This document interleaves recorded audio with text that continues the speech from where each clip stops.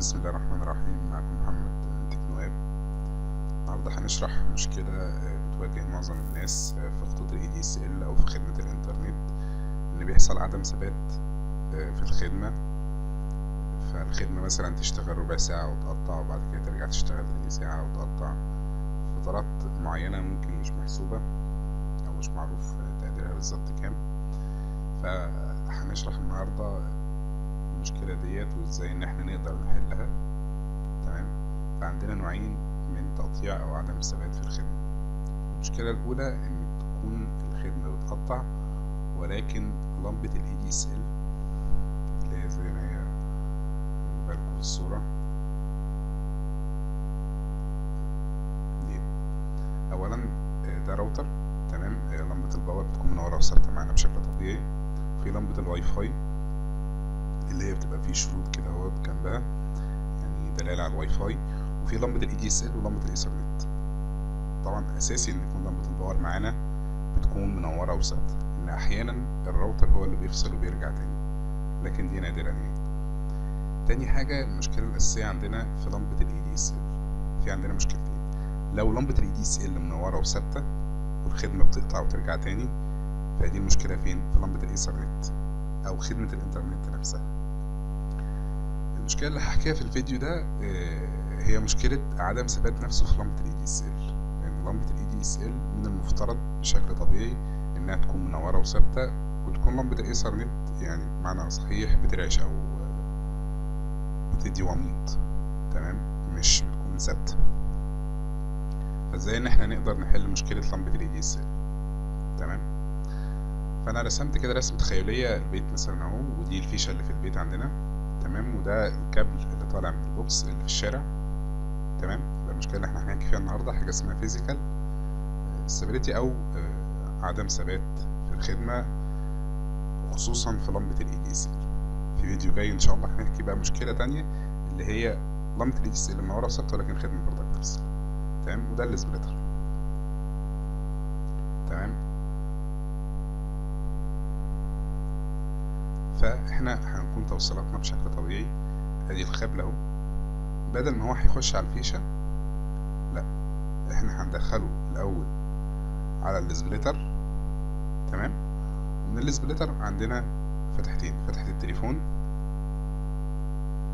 وفتحة النت او فتحة الراوتر يعني. تمام. النت. فتحة التليفون هوصلها على ايه؟ على الفيشة. وفتحة النت هوصلها على المودم. تمام. بكده اقدر اضمن ان الداتا بتاعتي او الداتا بتاعتي ما تكونش بيحصل فيها هدر او ويست، نتيجة مثلا ان الفيشة اللي في البيت مثلا مش شغالة كويس او المسامير فيها مش مربوطة بشكل كويس، فبيحصل فيه هدر وبيحصل فيه نسبة اخطاء عالية بتؤدي ان بيحصل عدم ثبات في الخدمة. تمام. فكده انا كده ضمنت ان الكابل بتاعي الرئيسي داخل على السبليتر، والسبليتر هو اللي بيفصل ما بين الداتا اللي هي بتخش للمودم. تمام. وما بين الداتا اللي هي بتخش لايه؟ فيشه التليفون. فيشه التليفون ديت بقى اللي عندي في البيت ممكن اقدر ادي الفيشه تانية وتالتة ورابعة، مفيش اي مشكله خالص. تمام. كده انا فصلت الداتا من قبل ما تدخل عندي، بحيث ان ميبقاش فيه اي مشاكل خالص. بعد كده لو بعد ما انا عملت الحكايه ديت، لو في مشكله تاني، يعني بص انا كاتبها هنا، هنفصل لو في نفس المشكله تاني اللي هي بتاعت لمبه ال ADSL اللي عندنا مش منوره وثابته. يعني بعد ما احنا قلنا بالخطوات ديت ونفس الحكايه لمبه ال ADSL هنا عندي اللي هي ديت برضك حصل فيها فصل، يعني مثلا اشتغلت ربع ساعه وبعد كده فصلت، بعد كده اشتغلت نص ساعه وبعد كده فصلت. تمام. هعمل خطوه تانية اللي انا كاتبها هنا، هفصل كل شيء عندي. تمام. واقوم توصيل الراوتر على الخط الرئيسي، يعني اوصل الراوتر ده. تمام. على الخط تاني، اوصل الراوتر ده على الخط الرئيسي نفسه. تمام. هوصل الراوتر على الخط الرئيسي، هفصل كل ده، هفصل السبليتر بالاسلاك بكل حاجه، هوصل على طول على الراوتر، وهيفصل طبعا تليفون الارضي عندي. تمام. واجرب مثلا يعني لو الخدمه بتقطع في خلال ساعه، في خلال ربع ساعه، في خلال 10 دقايق، لا انا هجربها ساعتين. لو ثبتت لمبه الاي دي اس ال، وده بشكل كبير هتثبت معايا، يبقى كان في مشكله عندي فين بقى؟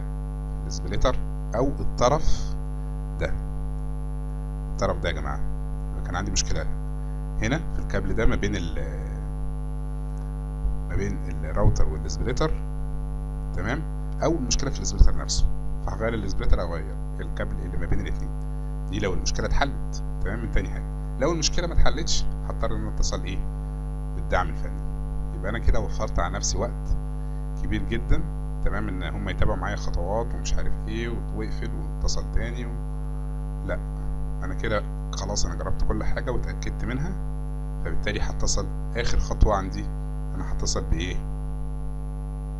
بالدعم الفني، تمام. لان بتبقى في الاغلب ممكن تكون المشكله من عندهم، ولكن اكتر شيء المشكله ديت اللي هي فيزيكال انستابيليتي او عدم ثبات في الخدمه بسبب عدم ثبات في لمبه الاي دي اس ال، دي يا اما بتكون مشكله في الراوتر نتيجه مشكله في السبليتر او في الكابل او التوصيلات اللي هي الغلط، تمام. في الفيديو الجاي ان شاء الله هنشرح حاجه اسمها لوجيك، عدم ثبات في الخدمه ولكن ثبات في لمبه الاي دي اس ال، هنشرح ازاي نقدر نحلها برضه، تمام.